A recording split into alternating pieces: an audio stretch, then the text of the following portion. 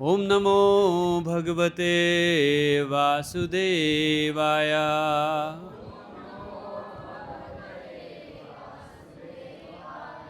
ओम नमो भगवते वासुदेवाय।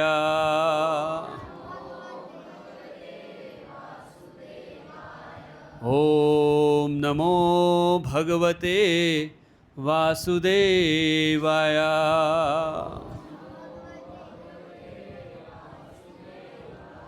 ओम अज्ञानतिमिरान्धस्य ज्ञानञ्जनशलाकया चक्षुरुन्मिलितं येन तस्मै श्रीगुरुवे नमः। श्रीचैतन्यमनोभीष्टं स्थापितं येन भूतले स्वयं रूप कदा मह्यं ददाति स्वपदान्तिकं। वन्देऽहं श्रीगुरो श्रीयुतापदकमलं श्रीगुरून् वैष्णवांश्च श्रीरूपं साग्रजातं सहगण रघुनाथान्वितं तं सजीवं साद्वैतं सावधूतं परिजनसहितं कृष्णचैतन्यदेवं श्रीराधा कृष्णपादान् सहगणा ललिता श्रीविशाखान्वितांश्च। हे कृष्णा करुणा सिंधु दीनबंधु जगत्पते गोपेश गोपिका कांत राधा कांत नमस्तुते। तप्त कांचन गौरांगी राधे वृंदावनेश्वरी वृषभानुसुते देवी प्रणमामि हरिप्रिये। वाञ्छाकल्पतरुभ्यश्च कृपा सिन्धुभ्य च पतितानां पावनेभ्यो वैष्णवेभ्यो नमो नमः। जय श्री कृष्ण चैतन्य प्रभु नित्यानंद श्री अद्वैत गदाधर श्रीवासादि गौर भक्त वृंदा। हरे कृष्णा कृष्णा कृष्णा हरे हरे, हरे राम राम राम हरे हरे। मुखं करोति वाचालं पंगुं लंघयते गिरिं यत्कृपातमहं वन्दे श्रीगुरु दीनतारिणं परमानंद माधवं श्रीचैतन्य ईश्वरम्। हरे कृष्णा। तो आप सबका पुनः स्वागत है इस साप्ताहिक रविवारिक क्लास में। संडे को क्लास होती है आप लोगों का।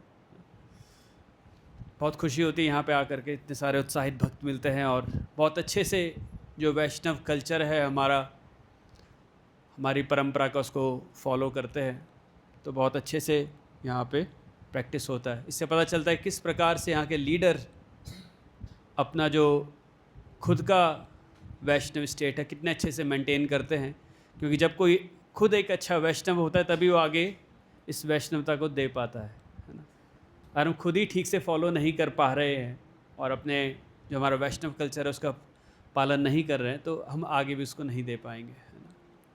तो आज हम यही समझने के लिए यहाँ पे इकट्ठे हुए हैं कि इम्पोर्टेंस क्या है वैष्णवता की, वैष्णव बनने की। What is the importance of a Vaishnav, ये टॉपिक है, राइट। तो गरुड़ पुराण में वर्णन आता है जब कोई मनुष्य वैष्णव बनता है या वैष्णव बनने का प्रयास करता है कि वैष्णव बनना बहुत कठिन है ना। हम कभी कभी नए नए तिलक लगाते हैं, कंठी माला पहनते हैं, हम सोचते हैं वैष्णव बन गए। ऐसा नहीं है। वैष्णव एक स्टेट ऑफ माइंड है ना। दिखने में तो हम समान हैं, जैसे बाहर निकलेंगे जैसे वो लोग मनुष्य दिखते हैं वैसे हम भी मनुष्य दिखते हैं, है ना। परंतु भेद क्या है, एक वैष्णव में उसकी चेतना का भेद है। एक स्टेट ऑफ माइंड अलग होता है, सोचने का नज़रिया अलग होता है। तो गरुड़ पुराण में वर्णन है जैसी कोई मनुष्य एक वैष्णवता के पथ पर चलता है तो जो उसके एंसेस्टर्स हैं, जो उसके पूर्वज हैं, बहुत खुश होते हैं और ताली बजाते हैं, है ना। बहुत खुश होते हैं क्योंकि अगर कोई वैष्णव बनने का प्रयास करता है और वैष्णव बन जाता है तो उसका खुद का तो उद्धार छोड़िए, उसके पूरे जो उसका पूर्वज हैं, जो पूरी परंपरा है वो, और आने वाली जनरेशन का भी उद्धार हो जाता है। जो हमारे पूर्वज खुद नहीं कर पाए, वो एक वैष्णव भक्त बनने से उनके पूर्वजों का भी उद्धार हो जाता है। यही लक्ष्य है मनुष्य जीवन का। आज के टाइम में जो एक वैष्णव है बहुत रेयर एंटिटी है, इतनी आसानी से देखने के लिए नहीं मिलते। पहले तो मनुष्य ढूंढना ही मुश्किल है। अब आप सोचेंगे मनुष्य ढूंढने कैसे मुश्किल है, बाहर निकले मनुष्य घूम रहे हैं। परंतु शास्त्रों का वर्णन अलग है। शास्त्रों में मनुष्य होना भी एक प्रॉपर प्रिंसिपल्स को फॉलो करने के बाद ही कोई मनुष्य माना जाता है ना। आपने बहुत सुना होगा, कॉमन सा श्लोक है, आहार निद्रा भय मैथुनम चा समाना मेताम पशु भी नारायणम धर्मो ही तेषाम अधिके विशेषो धर्म विहीना पशु ही समाना। अगर कोई धर्म का पालन नहीं करता है वो क्या है? पशु ही है ना। भागवत में भी वर्णन आता है कि देहात्म बुद्धि में जब तक कोई रहता है वो क्या है? पशु समान ही है। गो खरहा, प्रभुपाद जी बहुत कोट करते हैं श्लोक को कि वो क्या है, या तो गो के समान है और खरा मतलब गधे के समान है। अगर कोई देहात्म बुद्धि में रहता है, गुणुपेति धातु के, ये 3 गुणों से जो शरीर बना है, इसको ही कोई स्वयं समझ लेता है या अहम समझ लेता है तो क्या है? पशु के समान है। तो आज के साथ समाज में मनुष्य ही ढूंढना बड़ा मुश्किल है, और उसके बाद वैष्णव भक्त ढूंढना तो बहुत ही और मुश्किल है। एक वैष्णव के पास बहुत शक्ति होती है ना। इतनी शक्ति होती है कि पूरे ब्रह्मांड को वो हिला सकता है।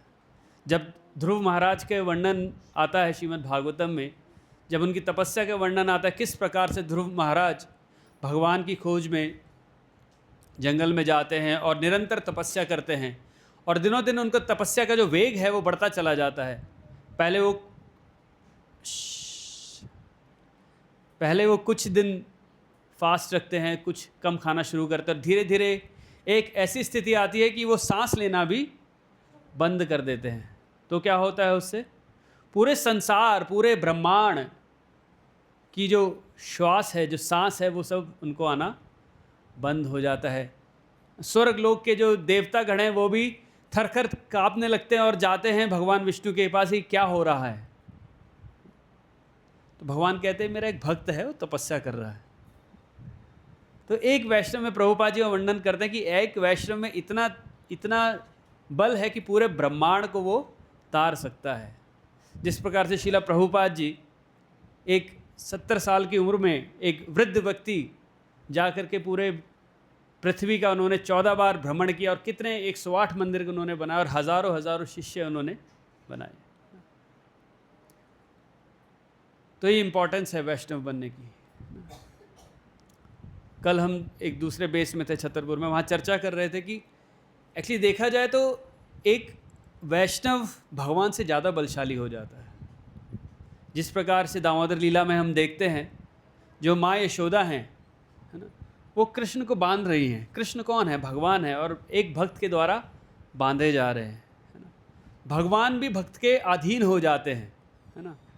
किस कारण से? प्रेम के कारण से। कि भक्त, एक वैष्णव भगवान को इतना प्रेम करते हैं कि भगवान अपना पूरा जीवन उसके लिए निछावर कर देते हैं। भगवत गीता में भी भगवान श्री कृष्ण अर्जुन को बोलते कि तुम जाके घोषणा करो कि मेरे भक्त का कभी विनाश नहीं होता। भगवान अर्जुन को क्यों बोल रहे हैं? क्योंकि भगवान हो सकता है अपना वचन टाल दे, पर अपने भक्त का वचन कभी टाल नहीं सकते। एक भक्त के पास इतनी ताकत होती है कि वो किसी का भी उद्धार कर सकता है। फॉर एग्जाम्पल श्रीला प्रभुपाद जी जब वो विदेश में गए, तो जहाँ उन्होंने प्रचार शुरू किया, आप लोग जानते हैं कि सब मोस्टली हिपीज़ गण थे, है ना। पूरे दिन नशा करते थे, अवैध संबंध रखते थे, वहीं पे ज़मीन पे लोटा करते थे। जब श्रीला प्रभुपाद जी अपने घर से निकल कर बाहर जाते थे तो वहीं पे उन्हीं लोगों ने मलमूत्र त्यागा होता था। ऐसी मतलब जानवर से भी बदतर हालत में लोग थे। उनका उद्धार कैसे हुआ? प्रभुपाद जी की कृपा से। कोई क्वालिफिकेशन नहीं थी, है ना, बद से भी बदतर हालत थी। जैसे हम लोगों को बताया जाता है कि कोई भक्ति में आता है, कई जन्मों की सुकृति होती है ना, भक्ति उन्मुखी सुकृति हमने करी होती है ना कहीं हमने कुछ अनजाने में भक्ति करी होती है, किसी ने कोई प्रसाद खाया होता है, किसी ने कभी हरि नाम सुना होता है। ऐसे जब हमारी भक्ति उन्मुखी सुकृति संचित हो जाती है, तब जाकर के हमें किसी वैष्णव का संग प्राप्त होता है और तब भक्ति का जीवन शुरू होता है। परंतु वो जो लोग थे उस समय जिनको शिला प्रभुपाद जी प्रचार करते, उनका ऐसा कोई भी गुण नहीं था।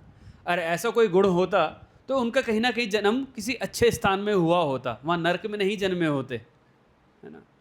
एक बार शिला प्रभुपाद जी का इंटरव्यू लेने के लिए एक क्या बोलते हैं उसको, रिपोर्टर आई, है ना। तो उनसे पूछा Srila Prabhupad ji have you ever seen hell, आपने नर्क का दर्शन किया है?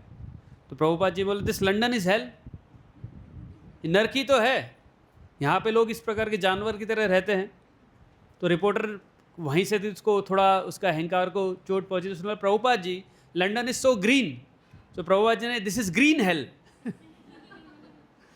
नर्क ही है पर हरे रंग का है तो क्या फर्क हो, पर लोगों की जो एक्टिविटीज़ है वो तो नर्क के लोगों की जैसी ही है ना, एक जानवर की तरह रहते हैं। लास्ट सर्वप्रिय प्रभु जी की क्लास में मैं था मंदिर में, तो प्रभुपाद जी बता रहे थे, प्रभु जी बता रहे थे, प्रभुपाद जी एक बार ऐसी जगह प्रचार करने गए जहाँ पे लोग एक फेस्टिवल मनाते हैं, और उस फेस्टिवल में क्या करते हैं, एक पॉन्ड होता है, उस पॉन्ड में मिट्टी घोलते हैं, चिकनी मिट्टी है ना, बहुत स्लिपरी होती है, और उस पॉन्ड के अंदर सब लोग नग्न नहाते हैं, चाहे वो स्त्री हो चाहे वो पुरुष हो, सब लोग वहाँ पे नग्न नहाते हैं। और साथ में कौन नहाते हैं, सूअर नहाते हैं, एकदम जैसे कीचड़ा। जैसे आप देखेंगे कहीं आजकल तो सूअर देखने को भी ज़्यादा नहीं मिलते हैं, कहीं गाँव में दिखते होंगे, दिल्ली शहर में तो नहीं दिख रहे क्योंकि लोग काट काट कर उन्हें खा गए तो ऐसी सूअर गंदगी में रहता है, और उसके साथ लोग सूअर वाली फीलिंग को एंजॉय करना चाहते हैं, क्योंकि वो इंसान रह करके वो खुश नहीं रह पा रहे हैं, तो सोचे चलो हम ट्राई करते हैं कि एक सूअर बन के देखते हैं कैसी जीवन उसको व्यतीत होता है। तो ऐसे ऐसे लोगों को शिला प्रभुपाद जी ने बदलाव किया। तो प्रभु जी बता रहे थे उसी पौंड में से एक भक्त थे, एक ऐसा व्यक्ति था जो सूअर बनना चाहता था, तो उसने प्रभुपाद जी के चरण पकड़ लिए, पैर पकड़ लिया, और वो प्रभुपाद जी को अंदर खींचना चाहता था वहाँ पे, परंतु प्रभुपाद जी ने अपने भक्तों को बोला इसको आप बाहर खींचो। उसको लेकर के बाहर गए, मंदिर में लेके गए, उनको प्रचार किया, उनको भक्त बनाया, और आज के समय में वो इस्कॉन के सन्यासी हैं। प्रभु जी ने नाम रिवील नहीं किया क्योंकि वो नहीं चाहते कि हम उन सन्यासियों को भी देखें तो सोचे अच्छा ये वही व्यक्ति था जो उस पौंड में इस प्रकार से आचरण कर रहा था। परंतु शिला प्रभुपाद जी की शक्ति देखिए, है ना, पूरे ब्रह्मांड को तार सकते हैं शिला प्रभुपाद जी। ऐसी शक्ति होती है वैष्णव में, है ना। हम सब वैष्णव प्राय हैं, वैष्णव बनने का प्रयास कर रहे हैं, अभी तो लाइन में लगे हैं, है ना। 1% 2% वैष्णव बने होंगे। वैष्णव का क्या गुण होता है, सब हमेशा निरंतर कृष्ण का स्मरण रखते हैं 24 घंटे, है ना। शिला प्रभुपाद जी 2 घंटे के लिए ज़्यादा से ज़्यादा विश्राम करते थे, उसके अलावा स्वप्न में भी मेरा मानना है कृष्ण के ही दर्शन उनके होते होंगे, कृष्ण की लीला में ही वो जाते होंगे, वहाँ पे स्मरण करते होंगे। बाकी समय तो भक्त लोग देखते ही थे किस प्रकार से शिला प्रभुपाद जी निरंतर कृष्ण के स्मरण में लगे रहते थे। तो जो जितना कृष्ण का स्मरण कर पा रहा है वो उतना वैष्णव है। अगर 24 घंटे कर पा रहे हैं तो हम अच्छे वैष्णव हैं, अगर 1 घंटे कर पा रहे हैं तो कुछ काफ़ी कम वैष्णव हैं, है ना। 2 घंटे जब हम माला करते हैं तभी अपने मन को इतना पुश करना पड़ता है भगवान का स्मरण करने के लिए, है ना। जब हम वैष्णव बन जाते हैं तो स्वतः ही कृष्ण हमारे स्मरण में आते हैं, है ना। हम भूल नहीं सकते, जिस प्रकार से हमारी श्वास चलती है उस प्रकार से कृष्ण का स्मरण चलता है। तो हमें कभी ये नहीं सोचना चाहिए कि हम ये कंठी पहन लिए, तिलक लगा लिए तो लोग क्या कहेंगे, थोड़ा इन्फीरियर फील करते हैं। जैसे अभी मैं सड़क पे आ रहा था, क्योंकि मुझे पता नहीं था यहाँ पे गाड़ी आ जाती, मैं भूल गया। तो जनरली छतरपुर के किसी भी सेंटर में हो तो गाड़ी अंदर तक नहीं जा पाती है, बाहर ही खड़ी करनी पड़ती है रोड पे। तो बाहर खड़ी करके आ रहा तो पीछे से एक ऑटो वाला कह रहा है पंडित जी साइड हो जाओ। जी प्रभु जी आप जाइए। मतलब उनको ऐसे हो तो सोचते कि तो पंडित लोगों के पास कुछ काम नहीं था तो इसलिए भक्त पंडित जी बन गए। उनको नहीं पता हमारे पास कैसे कैसे भक्त हैं, कोई डॉक्टर्स हैं, इंजीनियर्स हैं, साइंटिस्ट्स हैं, है ना। ऐसे ऐसे भी भक्त हमारे समाज में हैं। तो वैष्णव बनना वैष्णव बनना इज अ टॉप मोस्ट पद्धति इन दिस वर्ल्ड। पदवी, नॉट पद्धति, टॉप मोस्ट पदवी। अगर कोई, हम जीवन में क्या बनना चाहते हैं, किसी को हम फॉलो करते हैं आज के समाज में, बाहर की जो दुनिया है वो किन लोगों को फॉलो करती है, किसको फॉलो करना चाहती है, क्या बनना चाहती है? पैसे वाले, जिसके पास सबसे ज़्यादा धन है ना। आज के समय में किसके पास सबसे ज़्यादा धन है? किसका नाम आता है? एलन मस्क का नाम आता है। बिल गेट्स तो पुराना हो गया, वो तो हमारे टाइम में था। अंबानी तो इंडिया में है। चलो एनीवेज, जो भी है, सब लोग उस लेवल पे पहुंचना चाहते हैं, धन कमाना चाहते हैं। और दूसरा पोजीशन, हमें बड़ी से बड़ी पोजीशन मिले, हम डायरेक्टर बने, हम इंजीनियर बने, हम डॉक्टर बने, हम मंत्री बने। आज के समय में भारत में सबसे बड़ी पोजीशन किसकी है? पीएम मोदी जी की है ना। तो अगर हम जीवन में हमने ये पदवी भी हासिल कर ली, हम सबसे अमीर भी बन गए, सबसे ज़्यादा धन भी हमारे पास आ गया, परंतु हम एक वैष्णव नहीं बन पाए, तो हमारा जीवन क्या है? व्यर्थ हो गया। हर व्यक्ति कहाँ जा रहा है? मृत्यु की एंड तो सबका सेम ही है। वो जो एलन मस्क है उसको भी ले जा करके फूका तो नहीं जाएगा, उसको दबा दिया जाएगा और हमारे शरीरों को जला दिया जाएगा। भागवत में वर्णन आता है शरीर का अंत क्या है? या तो विष्ठा बन जाता है, कीड़े खा लेते हैं जिन लोगों को दबाया जाता है, या फिर हम भस्म बन जाते हैं, है ना। यही अंत है इस शरीर का। तो इस शरीर का जो बेस्ट प्रयोग है वो क्या है? भगवान की सेवा में लगना। ये शरीर इसीलिए मिला है। मनुष्य जीवन किस लिए मिला है? किस लिए मिला है मनुष्य जीवन? भक्ति करने के लिए ना, क्योंकि किसी और जीवन में हम ये कार्य नहीं कर सकते। ये इस जीवन की रेयरिटी यही है कि भक्ति करने के लिए मिला है।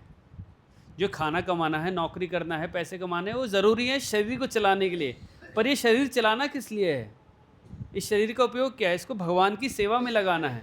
अगर नहीं लगाया तो इस जीवन मिलने का जो लक्ष्य है वो व्यर्थ चला गया। जो 20, 30, 40, 50, 60 साल जो हमें उम्र मिली है वो सब व्यर्थ चली जाएगी।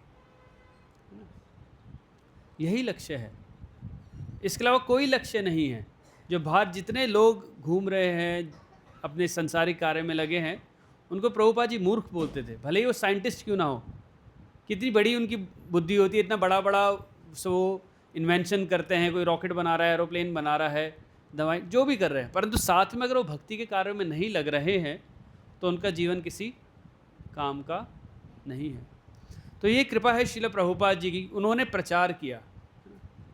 वैष्णव की क्वालिटीज़ होती हैं, और हम जब वैष्णव बनते हैं तो वैष्णव की एक बहुत मुख्य क्वालिटी होती है कि करुणा का हृदय होता है, करुणामय हो जाते हैं। एक विनम्रता, एक करुणा। अगर वैष्णव के हृदय में करुणा नहीं है तो वैष्णव नहीं है। श्रील प्रभुपाद जी प्रचार करने किस लिए गए थे? 70 साल की उम्र में, जब उनके शरीर में काफ़ी रोग भी थे, कष्ट भी थे, रास्ते में 2 हार्ट अटैक भी आए थे, क्यों गए थे? करुणावश गए थे। उनके गुरु का आदेश तो था, पर चाहते तो ना पालन करते, पहले भी नहीं हो पा रहा था, प्रयास तो कर रहे थे, परंतु क्यों कर रहे थे? करुणावश, है ना। अब कोई हम सड़क पे जाएं, एक छोटा बच्चा सड़क को भाग करके पार करने का प्रयास कर रहा है और सामने से कोई बड़ा ट्रक आ रहा है, तो क्या हम उसको नहीं रोकेंगे? नेचुरली रोकेंगे। उसी प्रकार से श्रील प्रभुपाद जी और जो वैष्णव होते हैं उनको दिखता है कि हर व्यक्ति काल के मुख में जा रहा है, मृत्यु की तरफ जा रहा है ना। हर व्यक्ति मृत्यु की तरफ जा रहा है। जिस दिन से हमारा जन्म हुआ उस दिन से हमारी मृत्यु शुरू हो जाती है। जातस्य हि ध्रुवम मृत्यु, जिसका जन्म होता है उसकी मृत्यु निश्चित है ना। उस दिन से मरना शुरू करते हैं, परंतु वो समय आने से पहले हमें शरीर का सही उपयोग करना है। इस शरीर का सही उपयोग क्या है? कि हमें इस जन्म मृत्यु जरा व्याधि के चक्र से निकलना है। पुनरपि जननम पुनरपि मरणम, इसके चक्र से हमें निकलना है। और इसको चक्र से निकलने के लिए हमें एक ही तरीका है कि हमें वैष्णव बनना है। तो समझ रहे हैं, ये मनुष्य जीवन हमें इसलिए मिलता है कि हम इस चक्र से निकल पाएँ, और इस चक्र से निकलने का एक ही तरीका है कि हम वैष्णव बने। हम भगवान के भक्त बने ना। तो ये इम्पोर्टेंस है। अगर हम वैष्णव नहीं बन रहे हैं तो हमारा पूरा जीवन व्यर्थ होता जा रहा है। परंतु इतना आसान भी नहीं है। हमारे जो संस्कार हैं कई जन्मों के, है ना, और बचपन से जैसे संस्कार पड़े होते हैं उनके साथ बहुत युद्ध करना पड़ता है अपने चित्त को वैष्णवता के मार्ग पे चलाने के लिए। तो उसके लिए क्या करना पड़ेगा?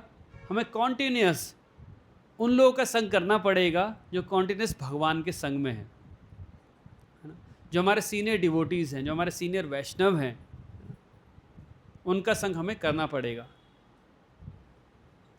जिस प्रकार से बताते हैं भगवान का नाम लेने से हमारे चित्त का मार्जन होता है, भगवान का नाम लेने से हमारे चित्त का मार्जन होता है। परंतु ये भी बताया जाता है कि वैष्णव का दर्शन करने मात्र से हमारे चित्त का मार्जन हो जाता है। वैष्णव दर्शन करने से, दर्शने पवित्र करे यही तुम्हार गुण, है ना। और वैष्णव जो भक्त बन रहे होते हैं तो 3 कैटेगरीज के वैष्णव होते हैं। कौन कौन से? आप लोग डिवोटीज हैं, कोई जवाब दे सकता है? किन लेवल के वैष्णव होते हैं? कनिष्ठ, मध्य, उत्तम। कनिष्ठ अधिकारी, मध्यम अधिकारी और उत्तम अधिकारी। सुना होगा आप लोगों ने, सुना है? नहीं सुना बच्चे? नहीं सुना? आपसे पूछ रहा हूँ, सुना है नहीं सुना है? सुना, कोई बात। 3 लेवल के डिवोटीज होते हैं, कनिष्ठ अधिकारी, मध्यम अधिकारी और उत्तम अधिकारी। कनिष्ठ अधिकारी वो होते हैं जो नए नए भक्ति में लगे होते हैं, है ना, कुछ ही समय हुआ होता है और हरि नाम लेना शुरू करते हैं वो, और अपने अनर्थों के साथ लड़ रहे होते हैं, साधना भक्ति में स्ट्रगल कर रहे होते हैं, हो ना, वो कनिष्ठ अधिकारी होते हैं। फिर उनसे ऊपर मध्यम अधिकारी जो काफ़ी हद तक अपने जो मन है उस पर नियंत्रण पा चुके हैं, कृष्ण के नाम में उनको रुचि हुई है ना, और काफ़ी समय से भक्ति में लगे हैं और क्या कर रहे हैं, प्रचार में लगे हैं। उनको क्या बोलते हैं? मध्यम अधिकारी।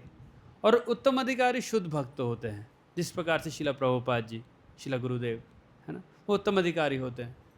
तो उत्तम अधिकारी ऐसे भक्त होते हैं जिनका दर्शन करने से ही हमारे चित्त में नाम लेने की इच्छा उत्पन्न होती है ना। तो चैतन्य महाप्रभु इसका वर्णन करते हैं कि एक वैष्णव को कैसे, जो एक उत्तम अधिकारी है उसको कैसे पहचाना जा सकता है। उत्तम अधिकारी वो होता है जिसको देख करके आपके हृदय में परिवर्तन आने लगे, जिसको देख करके ही आपको हरि नाम लेने का मन करने लगे।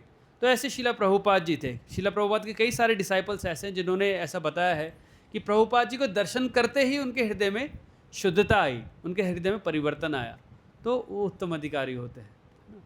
तो उस लेवल पे पहुंचने के लिए हमें क्या करना पड़ेगा? जो हमें साधना भक्ति बताई गई है उसका पालन करना पड़ेगा। जो नियम है, जो नियमावली हमें दी गई है, किस प्रकार से हमें हरि नाम का जप करना है ना, 16 माला करने का प्रयास करना है, या जितने भी माला आप करते हैं उनको ध्यानपूर्वक जपने का प्रयास करना है, तभी हम एक वैष्णवता के लेवल पे पहुंच पाएंगे, है ना।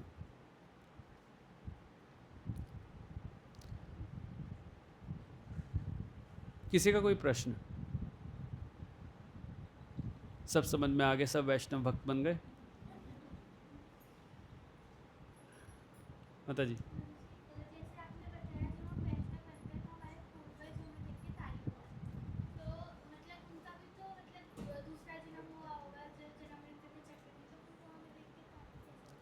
पितृलोक में रहते हैं। ज़रूरी नहीं है कि तुरंत सबका जन्म हो जाए, शरीर मिल जाए, कई बार नहीं मिलता है। तो पितृलोक है जहाँ पे हमारे पितृ लोग रहते हैं, तभी लोग पिंडदान करते हैं, है ना, पितरों के उद्धार के लिए। तो वो लोग देख कर बड़े प्रसन्न होते हैं। ये जब प्रहलाद महाराज,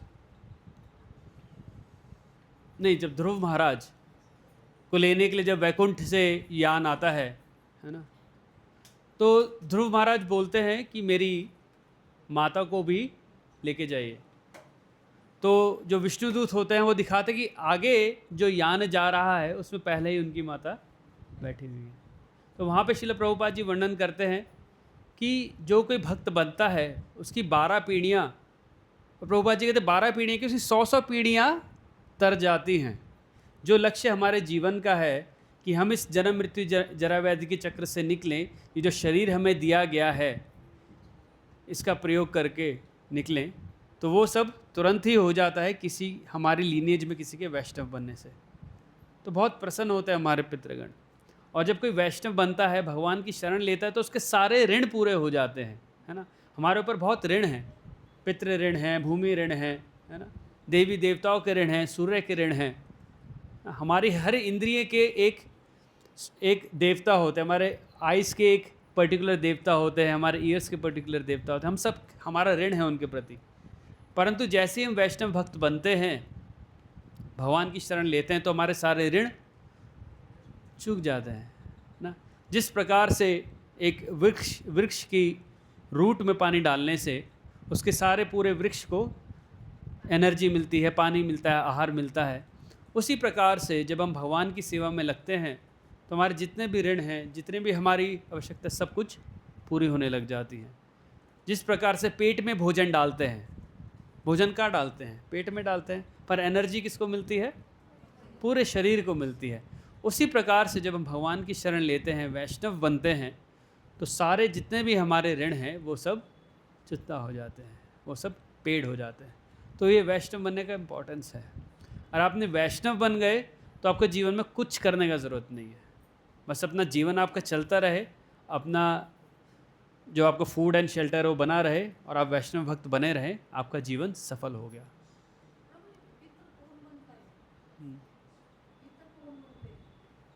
पितृ कौन बनते हैं? जिनको मुक्ति नहीं मिलती, जिनको कुछ ऐसे कर्म रहते हैं कि वो अगला शरीर नहीं प्राप्त कर पाते, तो वो पितृलोक में रहते हैं।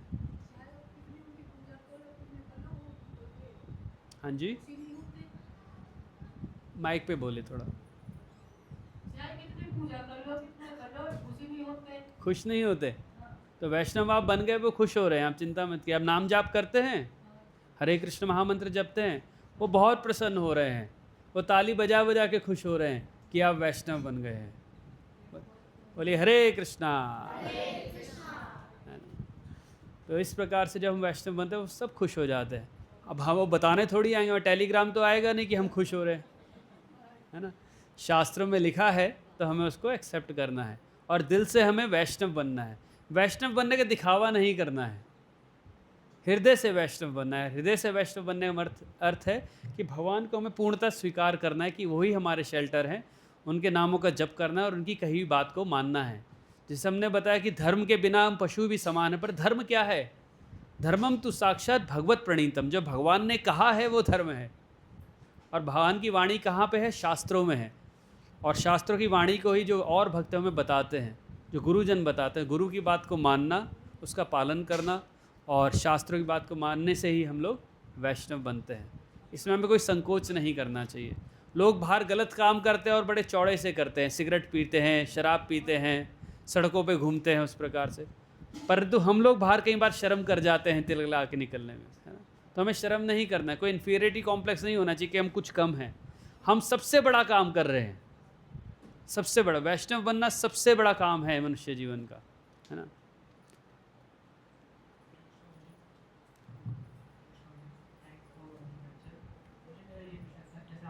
लंच किया था? नहीं किया, तभी आवाज़ नहीं आ रही आपकी। जी मैं ये पूछ रहा था कि जैसे आपने बताया था कि वैष्णव भगवान से ऊपर होता है, तो जब हम वैष्णव बन जाते हैं तो भगवान की भक्ति के लिए। प्रभु जी का बहुत सुंदर प्रश्न है। प्रभु जी बोल रहे वैष्णव भगवान से भी ऊपर होता है। मैंने आपको एग्जाम्पल दिया, भगवान ऐसा मानते हैं, भगवान अपने भक्त को अपने से भी ऊंचा स्थान देते हैं, है ना। अर्जुन का रथ भगवान ने चलाया था। अर्जुन वैष्णव है, भगवान के भक्त हैं। आपको पता है जब युद्ध हो रहा होता है, वहाँ पे इतना शोर होता है कि आवाज़ सुनाई नहीं देती। जैसे यहाँ पे कीर्तन हो रहा होता है तो आप आपस में आवाज़ सुनाई नहीं देती।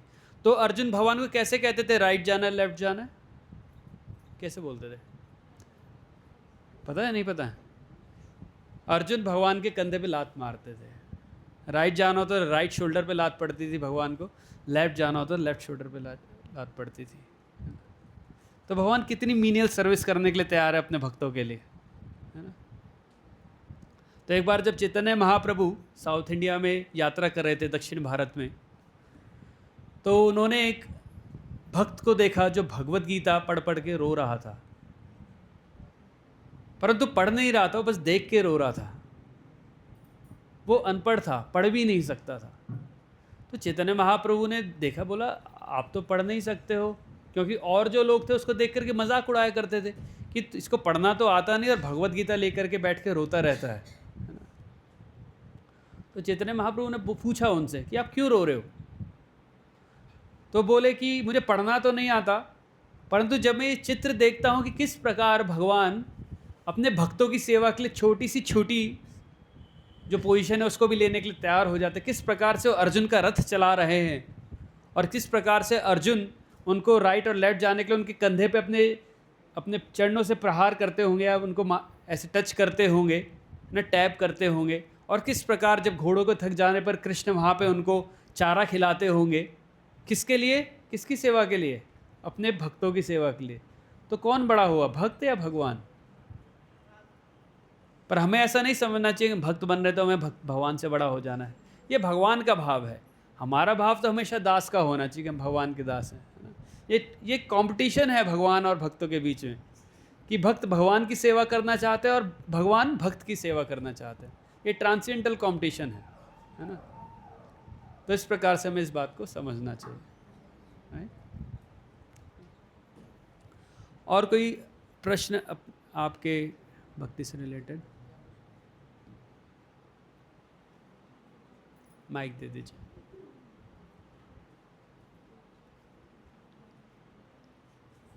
तो वैष्णव कौन है?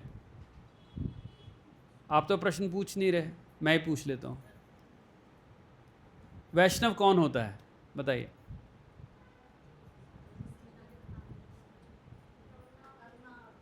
जिसके हृदय में करुणा हो। बाहर इतने लोग इतने डॉग्स को खाना खिलाते हैं, हाँ, और खाना बांटते हैं, स्कूलों में बच्चों का एडमिशन कराते हैं, वो सब वैष्णव हैं? फिर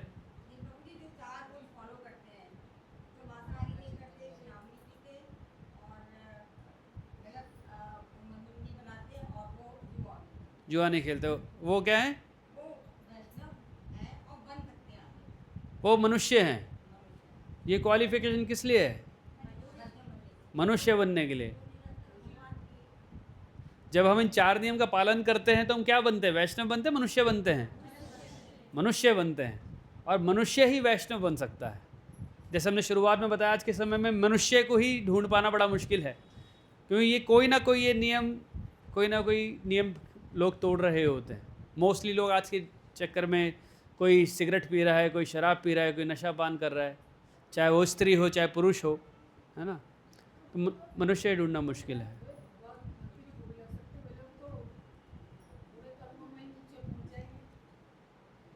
बिल्कुल लग सकते हैं।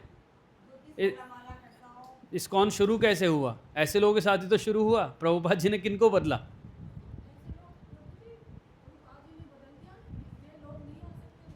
तो हम थोड़ी बदल रहे हैं, प्रभुपाद जी बदल रहे हैं। आप क्या देते हैं उनको? प्रभुपाद जी भगवत गीता ही तो देते हैं, और वो प्रभुपाद जी भगवत गीता पढ़ेंगे। हमें भी कोई नहीं बदल सकता था। हम लोग क्या करते थे? हम लोग जब स्कूल में थे, हम भी सब इसी प्रकार के लोग थे। कैसे बदले? प्रभुपाद जी के आशीर्वाद से तो बदले। जब प्रभुपाद जी की पुस्तक पढ़ी तभी तो समझ में आया कि हमारे जीवन में कभी भी कुछ भी हो सकता है ना। तो बहुत बहुत रेयर ये जन्म हमें मिलता है। मनुष्य जीवन 84 लाख योनियों को पार करने के बाद मिलता है, और बहुत कम समय के लिए मिलता है ना। इसलिए हमें ये नहीं पता कि कितने समय के लिए मिला है।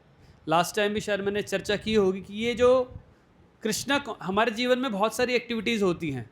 कुछ इम्पॉर्टेंट होती हैं, कुछ अर्जेंट होती हैं, है ना। फॉर एग्जाम्पल, जैसे घर में अगर बिटिया है, उसकी शादी करना इम्पॉर्टेंट होता है, परंतु जब वो छोटी है तब वो इम्पॉर्टेंट, पर अर्जेंट नहीं है। अर्जेंट कब होगा? जब उसकी उम्र शादी की हो जाएगी, जब वो 20 साल 21 साल 25 साल की होने लगी, तब हमारे लिए वो अर्जेंट हो जाएगी, जल्दी शादी करनी है, क्योंकि वो समय आ गया है। परंतु भक्ति कैसी है? भक्ति इम्पॉर्टेंट भी है, मोस्ट इम्पॉर्टेंट है और मोस्ट अर्जेंट है। क्योंकि ये मोस्ट इम्पॉर्टेंट क्यों है? क्योंकि जीवन का लक्ष्य ही यही है, इसीलिए मनुष्य जीवन मिला है। अगर हमने भक्ति नहीं करी, सब कुछ किया, तो हमारा जीवन व्यर्थ है। तो इसलिए मोस्ट इम्पॉर्टेंट है। और अर्जेंट क्यों है? क्योंकि हमें ये नहीं पता कि ये शरीर हमारा कब खत्म हो जाएगा। इसलिए शास्त्रों में बताया कि 5 साल की उम्र से हमें भक्ति में लग जाना चाहिए। जैसे एक बच्चा, इतने प्यारे प्यारे बच्चे यहाँ पे बैठे हैं, इनका सौभाग्य, ये इस जन्म के भक्त नहीं है। किनके सुपुत्र हैं ये जो पीछे, आप किसके बच्चे हैं? आपके हैं। इनका भी बहुत सौभाग्य है और आपका भी बहुत सौभाग्य है कि ऐसे घर में भक्त हैं, है ना। ऐसे ही भक्त हमारे पूरे परिवार को, पूरी जनरेशन को तार सकते हैं, है ना। भगवद गीता में बताया गया भक्त के जीवन, जो एक भक्त होता है जिसकी भक्ति आदि छूट जाती है, उसका जन्म एक भक्त के परिवार में होता है या फिर एक धनी परिवार में होता है, जब उसको, ताकि उसको भक्ति करने में कोई असुविधा ना हो। तो ये कई जन्मों के भक्त हैं जो भक्तों के परिवार में जन्म ले रहे हैं, है ना। तो ऐसे ऐसे भक्त अपने पूरी जो हमारी परंपरा है, जो हमारे पूरे पूर्वज हैं, उनका भी उद्धार कर सकते हैं, है ना। तो हम चर्चा कर रहे थे मोस्ट इंपॉर्टेंट है, मोस्ट अर्जेंट है। तो ये अर्जेंसी है, 5 साल की उम्र से हमें भक्ति में लगना चाहिए, प्रहलाद महाराज बताते हैं, क्योंकि हमें नहीं पता कि कब हमारा ये जीवन व्यर्थ हो जाए। इसलिए जल्दी से जल्दी पूरी तीव्रता के साथ हमें भक्ति करनी चाहिए। ऐसे कहना नहीं चाहिए, पर हमें नहीं पता यहाँ से कौन घर वापस पहुँचेगा, कौन नहीं पहुँचेगा, इसकी कोई गारंटी नहीं होती है ना। आज के समय बहुत, कभी भी कुछ भी हो सकता है।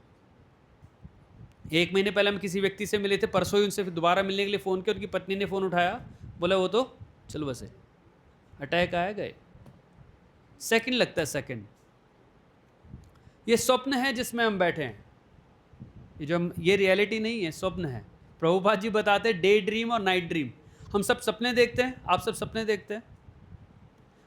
वो जो हम सपने रात को देखते हैं ना, वो आँख खुलते ही खत्म हो जाते हैं, और जो ये सपना हम अभी देख रहे हैं, ये सपना आँख बंद होते ही खत्म हो जाता है, और हम भूल जाते हैं उस सपने को हमने रात में क्या देखा। और इसी प्रकार जो अभी ये चल रहा है ना, ये सब भी आप भूल जाएंगे कब, जैसी आपकी आंखें बंद होंगी। और कब होंगी इसकी गारंटी नहीं है। नींद की तो फिर भी पता होता है, हम रात को सोएंगे, पर हमारा जीवन किस समय ख़त्म हो जाएगा ये हमें नहीं पता होता। इसलिए मैं बहुत जल्दी जल्दी जल्दी जल्दी भक्ति करनी चाहिए और भगवान में अपना पूरा मन लगाना चाहिए। आर्ट ऑफ लिविंग से ज़्यादा ज़रूरी क्या है? आर्ट ऑफ लिविंग, कि संसार से कैसे जाना है। इस संसार में एक ही चीज़ निश्चित है, वो क्या है? क्या? मृत्यु। कौन बोल रहे? कहाँ से आवाज आ रही है आपकी? मौत। क्या बोल रहे थे? प्रभु जी बोल रहे थे, मृत्यु बोल रहे थे ना, पर मौत बोल रहे थे ना। मृत्यु, एक ही चीज़ निश्चित है और कुछ निश्चित नहीं है, और उसके बारे में हम सोचते ही नहीं हैं। अहानि अहानि भूतानि गच्छन्ति यमलोकयम शेषा स्थावरम इच्छन्ति किम आश्चर्य अतः परम। कि अहानि अहानि भूतानि, हम देख रहे हैं कि हज़ारों हज़ारों लोग इस संसार को छोड़ करके जा रहे हैं, उनकी मृत्यु हो रही। छोटे छोटे बच्चे अस्पतालों में शरीर छोड़ देते हैं, है ना। स्कूल जाते बच्चे भी शरीर छोड़ देते हैं, जवान लोगों के भी सड़क पे एक्सीडेंट हो जाते हैं। अहानि अहानि भूतानि गच्छन्ति यमलोकयम, यमलोक की तरफ जा रही हैं, अहानि भूतानि जा रहे हैं, परंतु शेष स्थावरम इच्छन्ति, जो शेष लोग हैं वो क्या करते हैं? वो यहाँ रहने की इच्छा करते हैं कि हम यहाँ रहें, जो कि इम्पॉसिबल है। शेष स्थावरम इच्छन्ति किम आश्चर्य अतः परम, इससे बड़ा आश्चर्य क्या हो सकता है, और इससे बड़ी मूर्खता क्या हो सकती है कि हम यहाँ रहने की इच्छा करें। प्रभुपाद जी वो फूल्स एंड रास्कल्स, मूर्ख लोग हैं जो यहाँ पे संसार में रहना चाहते हैं, कि रह ही नहीं सकते, रह ही नहीं सकते। तो उसको इच्छा करने, ऐसी चीज जो हो ही नहीं सकती उसका इच्छा करने से क्या मतलब है? अब बताइए, आप में से कोई कहे मैं प्रधानमंत्री बनूंगा, बन सकते हैं। कोई कहने लगे मैं प्रधानमंत्री बनूंगा, तो आप उसे क्या बोलेंगे? क्या बोलेंगे? पागल बोलेंगे। क्यों पागल है, प्रधानमंत्री बनने की बात कर रहा है। तो उसी प्रकार से जो व्यक्ति संसार में रहने की बात कर रहा है, जीने की बात कर रहा है, वो क्या है? पागल है, वो मूर्ख है। जितने लोग बाहर घूम रहे हैं सब मूर्ख हैं। कई बार लोग बोलते हैं वे इस्कॉन वाले सबको मूर्ख बोलते हैं। हम नहीं बोल रहे, शास्त्र बोल रहा है, मूर्ख हैं, पागल हैं, क्योंकि मिस आइडेंटिफिकेशन में जी रहे हैं। हम आपसे पूछे आप कौन हैं, क्या बताएंगे? आप कौन हैं? Who are you? क्या बोलेंगे? आत्मा है ना। बाहर किसी को नहीं पता, किसी को नहीं पता हम आत्मा है। सब अपने आप को बोलेंगे मैं इंजीनियर हूँ, मैं डॉक्टर हूँ, मैं मानसी हूँ, मैं शुभम हूँ, मैं प्रशांत हूँ, सब ये चीज़ें बताएंगे। ये किसी को नहीं पता हम आत्मा है। तो कोई अपने आप को कुछ और समझता है तो हम उसे क्या बोलते हैं? मूर्ख बोलते हैं। अगेन वो पागल ही बोल, कोई मैं बोलूँ मैं प्रधानमंत्री हूँ, आप कहोगे नीचे उतरो चलो पागल खाने, क्योंकि मैं अपने को मिस आइडेंटिफाई कर रहा हूँ। उसी प्रकार से जो आत्मा अपने आप को शरीर से मिस आइडेंटिफाई कर रही है वो क्या है? मूर्ख है। और एक ही व्यक्ति जो है जो मूर्ख नहीं है, वो कौन है? वैष्णव। एक ही प्रजाति इस धरती पे समझदार है, वो कौन है? वैष्णव। ये इंपॉर्टेंस है कि वैष्णव बनने की। और ये प्रभुपाद जी की कृपा है कि पूरे संसार में उन्होंने प्रचार किया, भारत में भी उनकी जो जनरेशन है वो प्रचार कर रही है, और हमें जनरेशन से जुड़ने का मौका मिला। आप में से कितने लोग चैंटिंग नहीं करते? अभी जप नहीं करते? चैंटिंग नहीं करते? करते नहीं करते ना? शुरू कीजिए। आप करते हैं प्रभु? You chant rounds? मिस होते हैं? आप सर करते हैं? मिस होते हैं। बोलिए ना, शर्मा क्यों रहे? शर्माना नहीं चाहिए, परिवार है ना? मेरी बात कोई बुरी लगी आपको? कुछ गलत बोला? कोई ऐसा प्रश्न उठा मन के अंदर? एक्चुअली नए लोगों के मन में ज़्यादा प्रश्न उठते हैं, तो इसलिए मैं आपसे ऐसे डायरेक्टली पूछ रहा हूँ। कोई ऐसी जिज्ञासा आ रही हो कि हम ऐसे कैसे पागल पागल बोल रहे हैं, सबको मूर्ख बोल रहे हैं, अपने आप को ज़्यादा बुद्धिमान समझ रहे हैं, ऐसा कोई? You agree what I was saying? Nice. यहाँ के जो डिवोटीज़ हैं उनसे मिलिए, वो आपको और इंस्पायर करेंगे चैंटिंग करने के लिए, है ना? एक माला एटलीस्ट रोज़ कीजिए, तो आप कनेक्ट में रहेंगे। कभी कभी 0 राउंड्स भी होते हैं कि एक भी नहीं हुई, ऐसा भी हो जाता है? नहीं, एक माला रोज़ कीजिए कम से कम। उससे कहना कनेक्ट बना रहेगा, आपको याद आएगी। जब आप करने बैठेंगे कुछ भक्तों की याद आएगी, फिर आप कुछ सोचेंगे। जब करेंगे ही नहीं तो कनेक्ट में नहीं रह पाएंगे। इसलिए एक माला कीजिए। और जो 16 करते हैं वो एक मत करने लग जाना, वो 16 ही करना कम नहीं करना है, ठीक है? कोई प्रश्न किसी का? ठीक है, किसी को कुछ समझ में ना आया हो या मैंने कुछ गलत बोला हो? हाँ, ऐसी बात नहीं है, मैं भी गलत बोल सकता हूँ, मैं भी मनुष्य हूँ, है ना? प्रयास कर रहे हैं सब लोग भक्ति का। सब लोग खुश हैं? भक्ति करके आनंद आ रहा है या ऐसा लग रहा है कहाँ फंस गए? हाँ, आ रहा है ना मज़ा? खुश हैं कम से कम। संसार में इतने लोग हैं, सब दुखी हैं, करोड़पति अरबपति। हमारी सेवा ऐसे बड़े बड़े लोगों से मिलते हैं, मतलब उनके ऐसे ऐसे फ्लैट है, उनका एक फ्लैट 100 करोड़ रुपए का, 100 करोड़ का फ्लैट है, 100 करोड़ पैसे लगाए हुए हैं, और हज़ारों करोड़ों उनके अकाउंट में पड़े हैं, बिना सोचे समझो पैसा खर्च कर सकते हैं, पर फिर भी वो परेशान है, क्योंकि वो वैष्णव नहीं है, क्योंकि भक्त नहीं, जीवन के बारे में नहीं पता, सच्चाई नहीं पता, है ना? पर हमारे पास कुछ भी नहीं है, फिर भी हम खुश हैं, फिर भी आनंद में हैं। कृष्णदास बिंदास हरि का दास, बाकी सब शक्ले अशांत।